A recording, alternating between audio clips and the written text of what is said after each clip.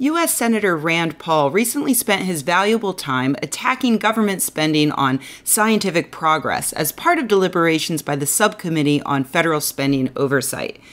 This is nothing new for Republicans, who gleefully throw $824.6 billion at our military for never-ending wars, but balk at, in this case, a few $1,000,000 in grant money that is funding dozens and dozens of scientific projects.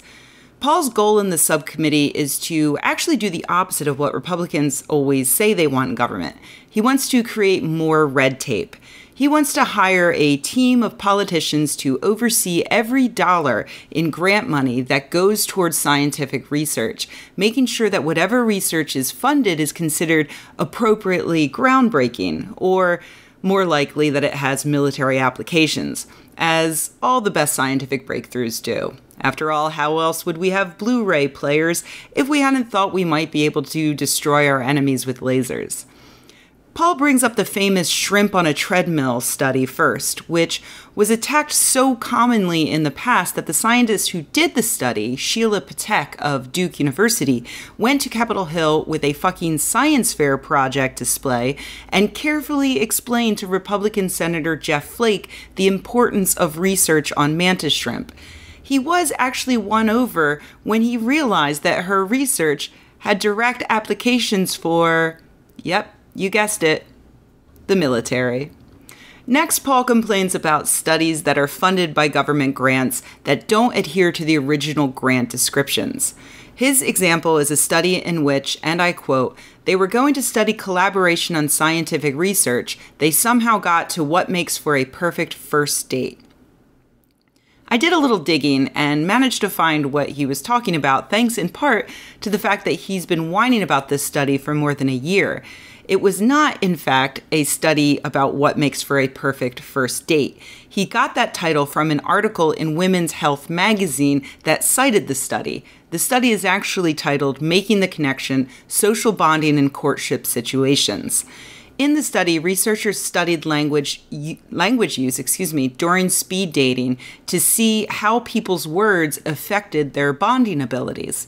The grant that Rand Paul complains helped fund this study is titled "What Drives the Dynamic Creation of Science?" This study was also funded by 2 other National Science Foundation grants, plus a Google Research Award and a Spencer Foundation training grant. But Paul takes exception with this grant because he says it's, and I quote, "to study how scientists collaborate on scientific research." In fact, the grant specifies that it is to research and encourage multidisciplinary collaboration between sociologists, linguists, and computer scientists. Knowing that, you'll never guess the disciplines of the lead authors of Making the Connection: Social Bonding in Courtship Situations. Oh, wait, maybe you will guess. One was a sociologist and one was a computational linguist. They collaborated across disciplines in order to create a new mode of evaluating human behavior. Some people would say that's a perfect use of an NSF grant for encouraging multidisciplinary collaboration between sociologists, linguists, and computer scientists. But not Rand Paul. Probably because he only read about this study in Women's Health magazine. I'm not saying there aren't bad studies out there. I talk about those all the time on this channel. And I'm not saying that there is no such thing as government waste. I talk about that all the time too. Like if I were in charge of wasteful spending, I'd probably start with the $250,000 that were spent flying Mike Pence to a football game that he walked out of before kickoff. What I am saying is that maybe we shouldn't trust government officials like Rand Paul to decide what is and is not useful science based on whatever magazine they happened to pick up at their dental appointment last month. Also, Rand Paul, please get a better graphic designer for your weird, misleading newsletters. Whoever you paid to make that is the real travesty of wasted government money.